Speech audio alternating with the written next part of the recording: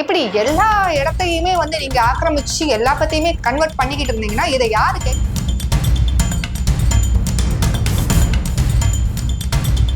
இல்ல உங்களுக்கு இந்த தைரியம்லாம் யார் கொடுத்தது?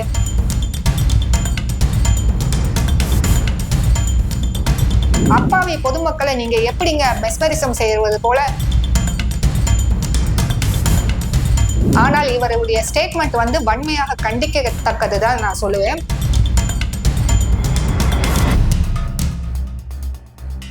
அன்பு நேயர்களுக்கு வணக்கம். ஜோசப் சரவணன், நீங்க பேர்லயே கொஞ்சம் குழப்பமா இருப்பீங்க. ஜோசப் சரவணன், இது ரெண்டு பேருமே ஒரே பேர் தான், ஒரே ஆள் தான். இவரை பத்தி நீங்க ஏற்கனவே கேள்விப்பட்டிருப்பீங்க. சென்னிமலை முருகன் கோயில்ல கொஞ்சம் கலவரத்தை ஏற்படுத்தி அது வந்து கிறிஸ்தவ மதத்திற்கு தான் அந்த மலை வந்து சொந்தம் சொல்லிட்டு இடையில ஒரு பெரிய கலவரத்தை வெடிக்க வச்சாரு. அந்த கலவரத்தின் மூலமாக நல்ல விஷயம் தான் நடந்திருக்கு.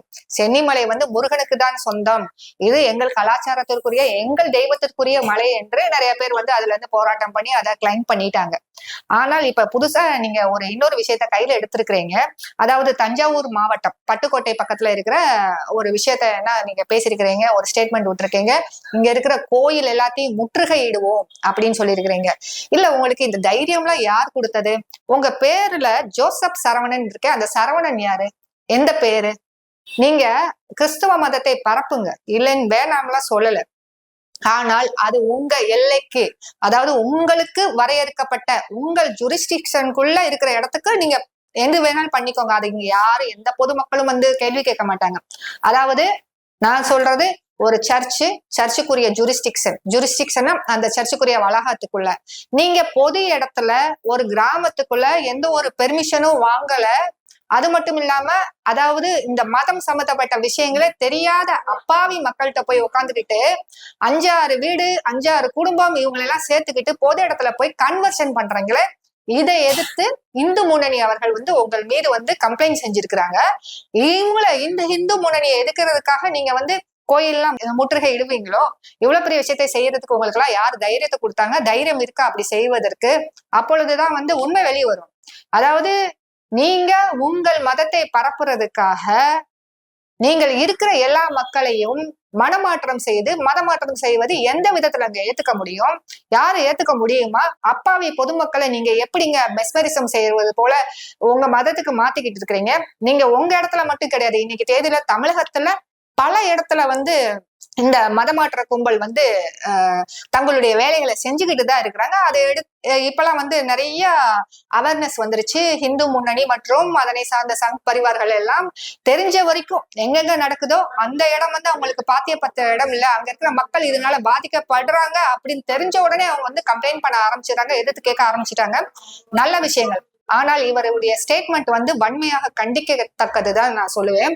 இது மட்டும் கிடையாது, கன்னியாகுமரியில இருந்து நம்ம வந்து திருச்செந்தூர் போகிற ரூட்ல வந்து ஒரு அழகான ஒரு கோயில் இருக்கு, எனக்கு பேர். அங்க பார்க்கும்போது அந்த ஒரு கிராமம், சின்ன கிராமம், போய் பார்த்தோம்னா ஒரு ஹிந்து வீடு கூட கிடையாதுங்க. கிட்டத்தட்ட ஒரு 1,00,000 மக்கள் அங்க வாழக்கூடிய ஒரு சின்ன கிராமம் தான். கடலோரத்துல அழகான கிராமம். அங்க பார்த்தோம்னா மணல் மேடு போல இருக்கும். அங்க வந்து ஒரு பெரிய சர்ச்சு.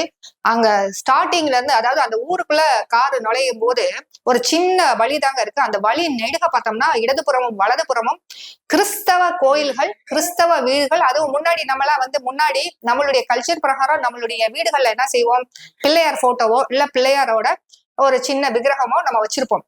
அங்க எல்லா இடத்துலயுமே வந்து ஒரு வீடு இல்லாம ஜீசஸ் இல்லாட்டா மேரி அவங்க போட்டோ தான் இருக்கு. இப்படி எல்லா இடத்தையுமே வந்து நீங்க ஆக்கிரமிச்சு எல்லா பத்தியுமே கன்வெர்ட் பண்ணிக்கிட்டு இருந்தீங்கன்னா இதை யாரு கேட்க மாட்டாங்க? அப்புறம் இது மிகவும் வன்மையாக கண்டிக்கத்தக்கது. அது மட்டும் இல்லாம இந்த அரசாங்கம் இதை பார்த்து கொண்டு சும்மா இருக்கிறது இல்லையா, அந்த அரசாங்கத்தையும் நாங்க வந்து வன்மையாக கண்டிக்கிறோம். ஏன்னா இப்ப வந்து மோகன்சி லாரஸ் வந்து ஒரு கோயில்கள்லாம் வந்து சாத்தானின் கூடாரன்னு ஒரு தடவை சொன்னாரு. அதுக்கப்புறம் அவர் மன்னிப்பு கேட்டுட்டாரு. அது மட்டும் இல்லாம சொல்ல போனோம்னா ஜார்ஜ் பொன்னையா வந்து ஏற்கனவே நிறைய பேசினாரு. அதையும் வந்து இந்த அரசாங்கம் வந்து ரொம்ப பேசாம விட்டுக்கிட்டு இருந்தது. இப்படி எல்லாம் இந்த தமிழகத்தை வந்து ஒரு சைடு நான் சொன்ன மாதிரி அரசியல் ஆதாயத்தோட இந்த அரசாங்கம் நடந்து கொள்வது வந்து மிகப்பெரிய வன்மையாக கண்டிக்கத்தக்க ஒன்றாக தான் இருக்கிறது என்பதை நான் தெரிவித்துக் கொள்கிறேன்.